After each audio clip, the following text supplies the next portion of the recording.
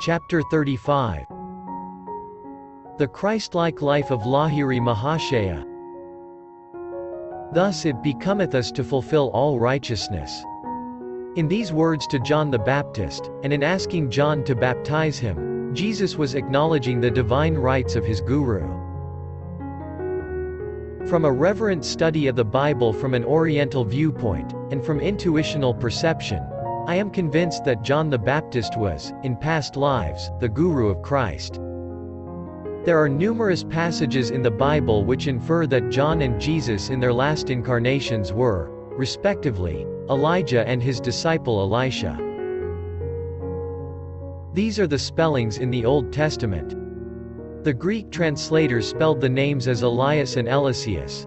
They reappear in the New Testament in these changed forms. The very end of the Old Testament is a prediction of the reincarnation of Elijah and Elisha. Behold, I will send you Elijah the prophet before the coming of the great and dreadful day of the Lord. Thus John, Elijah, sent before the coming of the Lord, was born slightly earlier to serve as a herald for Christ. An angel appeared to Zacharias the father to testify that his coming son John would be no other than Elijah, Elias.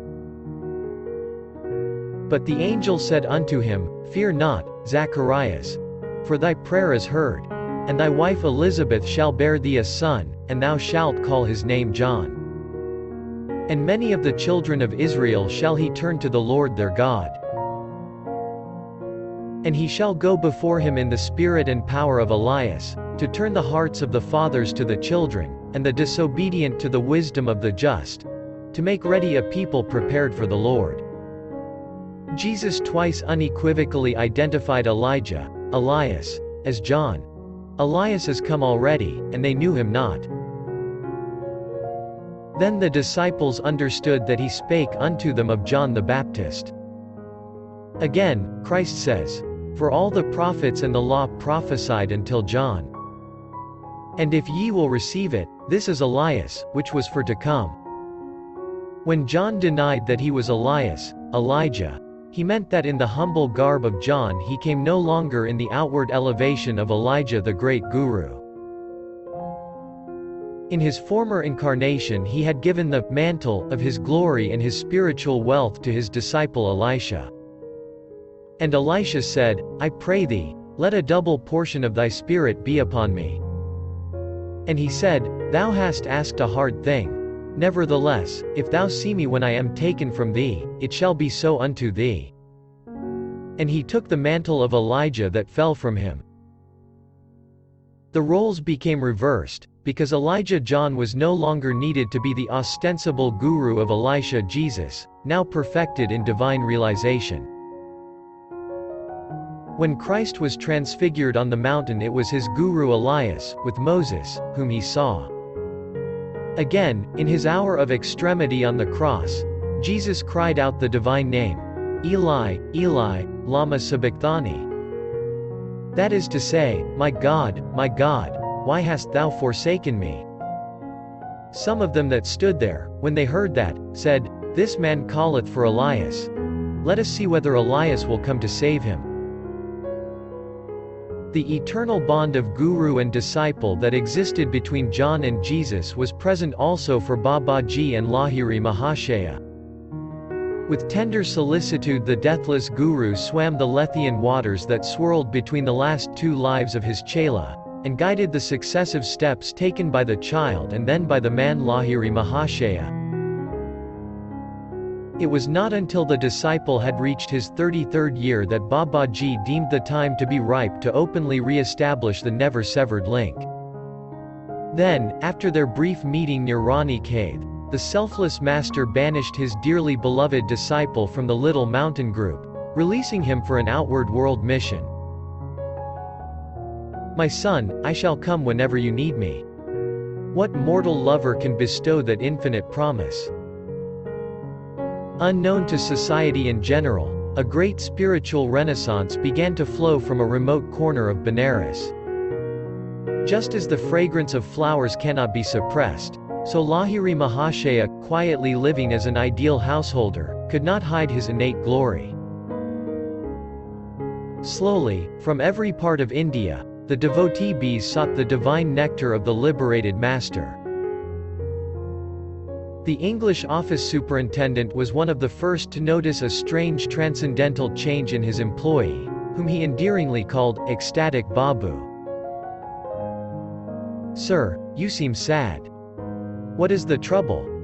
Lahiri Mahashaya made this sympathetic inquiry one morning to his employer. "My wife in England is critically ill. I am torn by anxiety. I shall get you some word about her." Lahiri Mahashaya left the room and sat for a short time in a secluded spot. On his return he smiled consolingly. "Your wife is improving, she is now writing you a letter." The omniscient Yogi quoted some parts of the missive. "Ecstatic Babu, I already know that you are no ordinary man.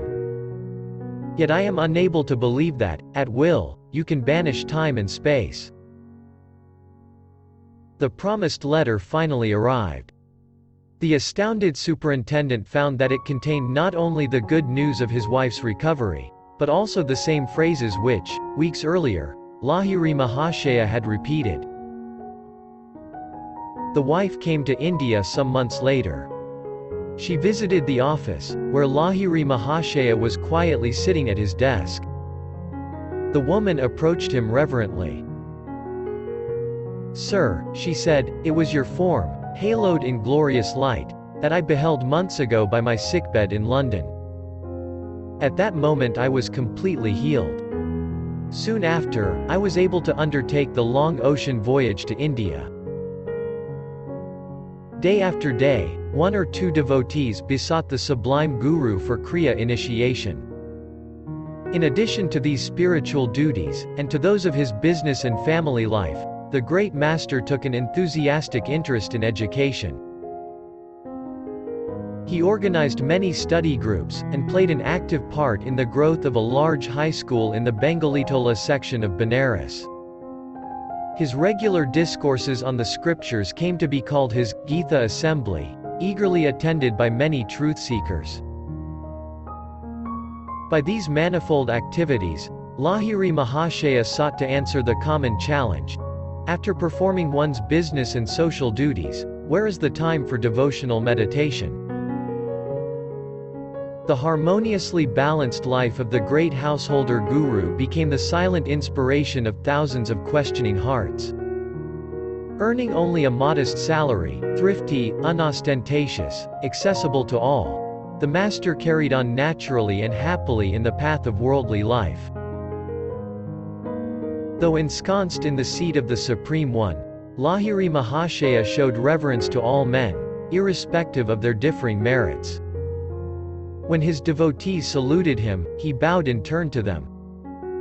With a childlike humility, the master often touched the feet of others, but seldom allowed them to pay him similar honor, even though such obeisance toward the guru is an ancient Oriental custom.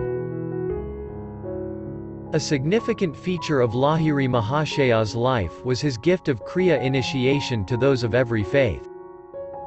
Not Hindus only, but Muslims and Christians were among his foremost disciples. Monists and dualists, those of all faiths or of no established faith, were impartially received and instructed by the universal guru. One of his highly advanced chelas was Abdul Ghaffar Khan, a Mohammedan. It shows great courage on the part of Lahiri Mahashaya that, although a high-caste Brahmin, he tried his utmost to dissolve the rigid caste bigotry of his time. Those from every walk of life found shelter under the master's omnipresent wings. Like all God-inspired prophets, Lahiri Mahashaya gave new hope to the outcasts and downtrodden of society. Always remember that you belong to no one, and no one belongs to you. Reflect that someday you will suddenly have to leave everything in this world, so make the acquaintanceship of God now, the great Guru told his disciples. Prepare yourself for the coming astral journey of death by daily riding in the balloon of God perception. Through delusion you are perceiving yourself as a bundle of flesh and bones, which at best is a nest of troubles. Meditate unceasingly, that you may quickly behold yourself as the infinite essence, free from every form of misery. Cease being a prisoner of the body. Using the secret key of Kriya, learn to escape into spirit. The great guru encouraged his various students to adhere to the good traditional discipline of their own faith. Stressing the all-inclusive nature of Kriya as a practical technique of liberation, Lahiri Mahashaya then gave his chelas liberty to express their lives in conformance with environment and upbringing. A Muslim should perform his namaz worship 4 times daily, the master pointed out. 4 times daily a Hindu should sit in meditation. A Christian should go down on his knees 4 times daily, praying to God and then reading the Bible. With wise discernment the Guru guided his followers into the paths of bhakti, devotion, karma, action, jnana, wisdom, or raja, royal or complete, yogas, according to each man's natural tendencies. The master, who was slow to give his permission to devotees wishing to enter the formal path of monkhood, always cautioned them to first reflect well on the austerities of the monastic life. The great guru taught his disciples to avoid theoretical discussion of the scriptures. He only is wise who devotes himself to realizing, not reading only, the ancient revelations, he said. Solve all your problems through meditation. Exchange unprofitable religious speculations for actual God contact. Clear your mind of dogmatic theological debris.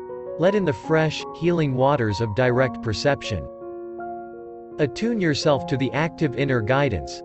The divine voice has the answer to every dilemma of life. Though man's ingenuity for getting himself into trouble appears to be endless, the infinite succor is no less resourceful.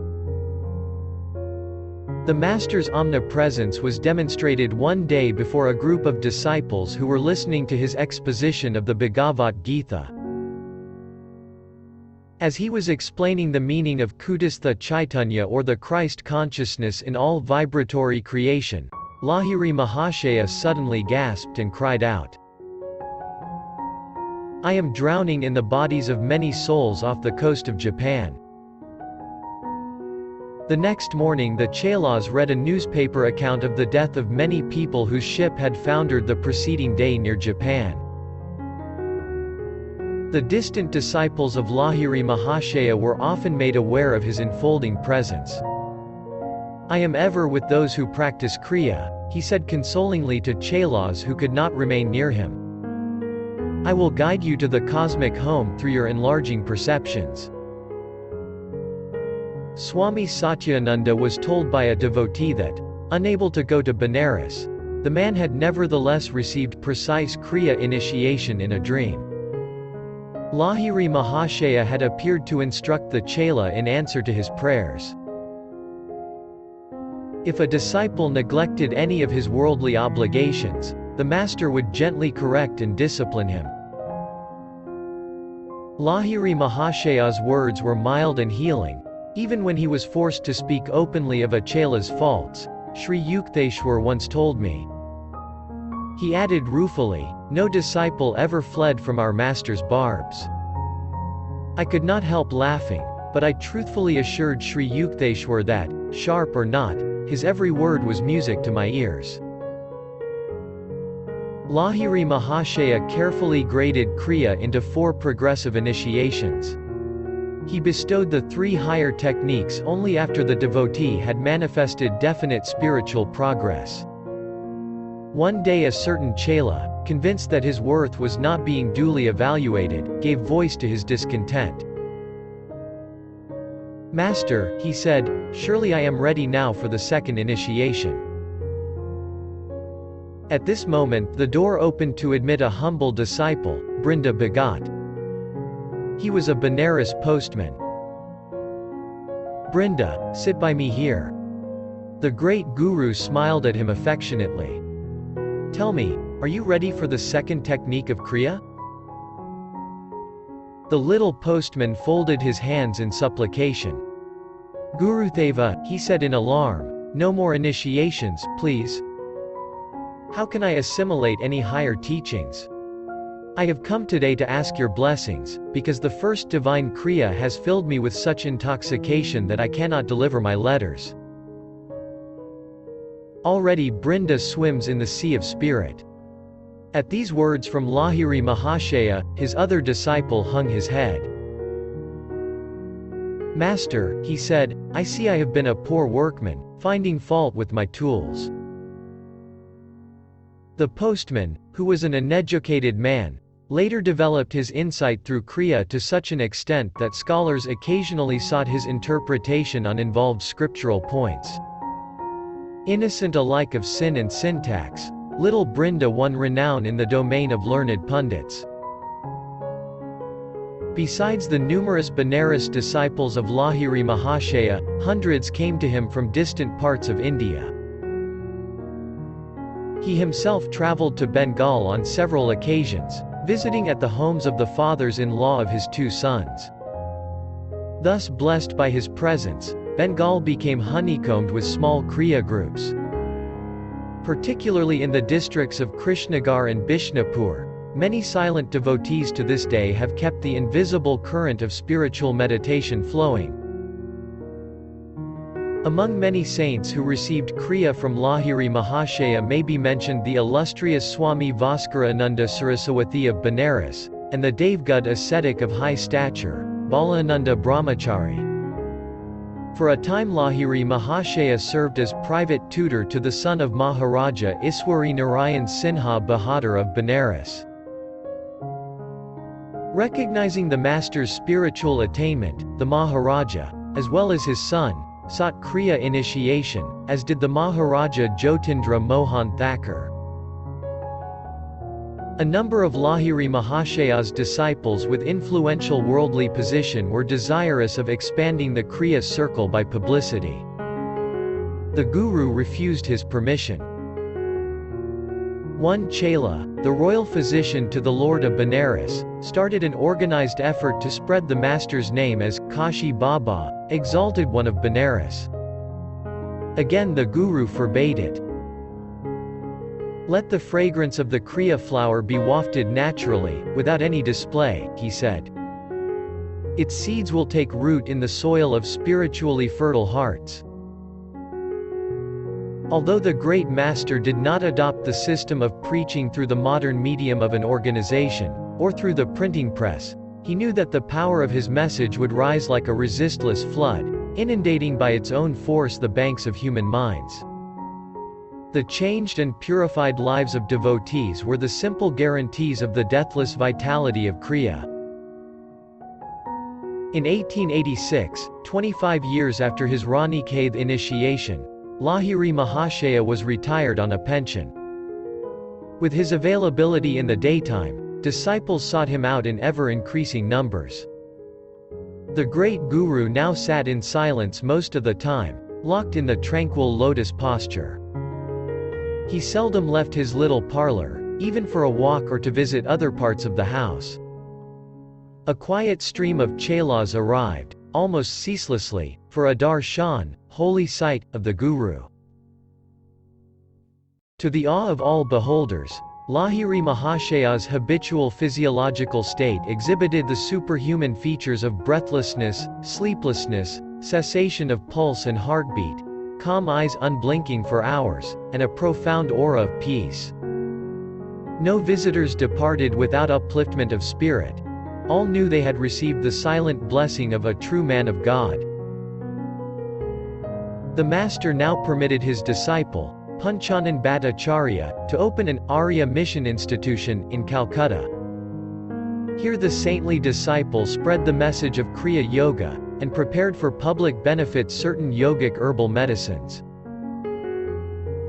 In accordance with ancient custom, the master gave to people in general a neem oil for the cure of various diseases. When the Guru requested a disciple to distill the oil, he could easily accomplish the task.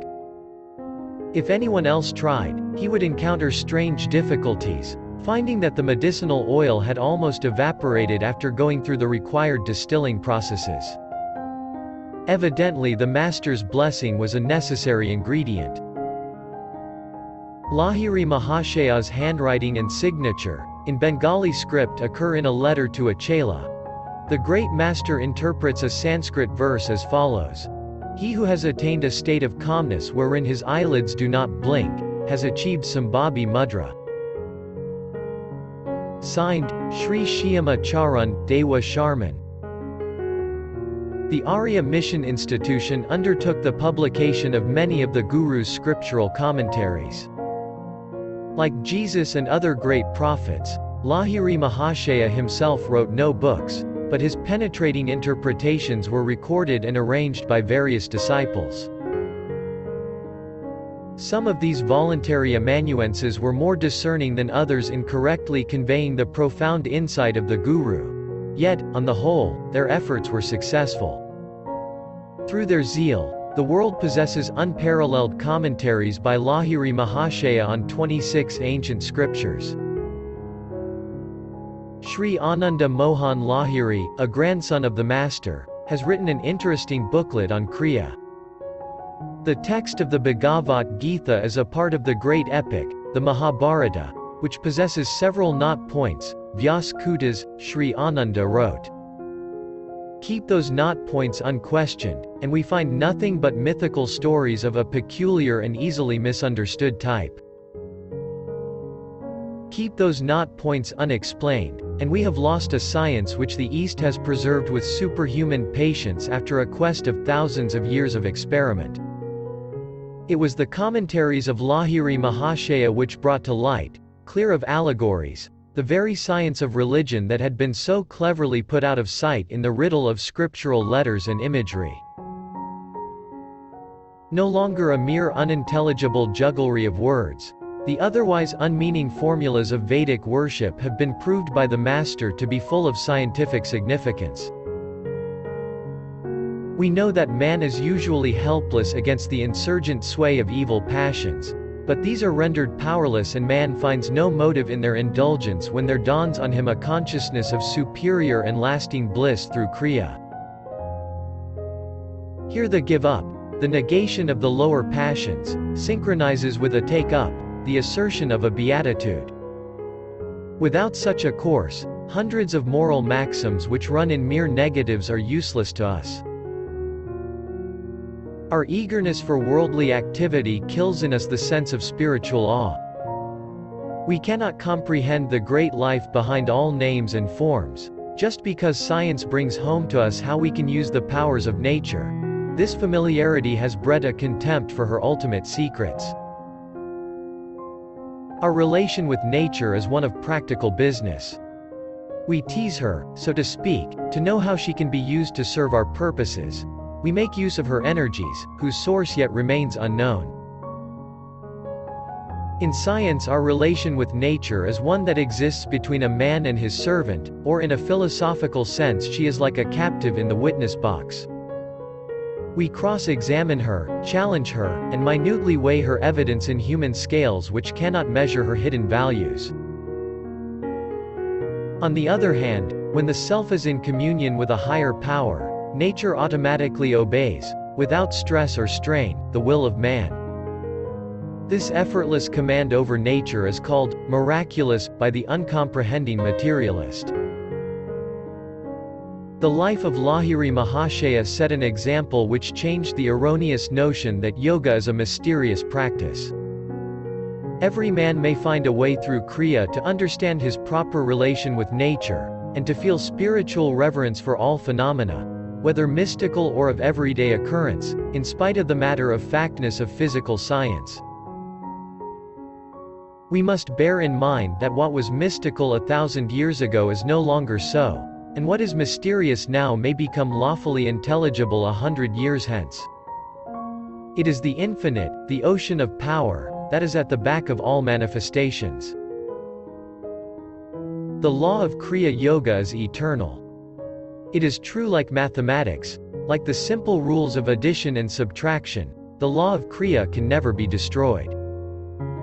Burn to ashes all the books on mathematics, the logically minded will always rediscover such truths. Destroy all the sacred books on yoga, its fundamental laws will come out whenever there appears a true yogi who comprises within himself pure devotion and consequently pure knowledge. Just as Babaji is among the greatest of avatars, a Mahavatar, and Sri Yukteswara Jnanavatar or incarnation of wisdom, so Lahiri Mahashaya may justly be called Yogavatar, or incarnation of yoga. By the standards of both qualitative and quantitative good, he elevated the spiritual level of society.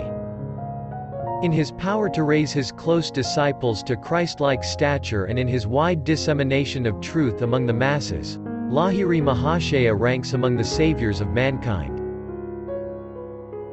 His uniqueness as a prophet lies in his practical stress on a definite method, Kriya, opening for the first time the doors of yoga freedom to all men.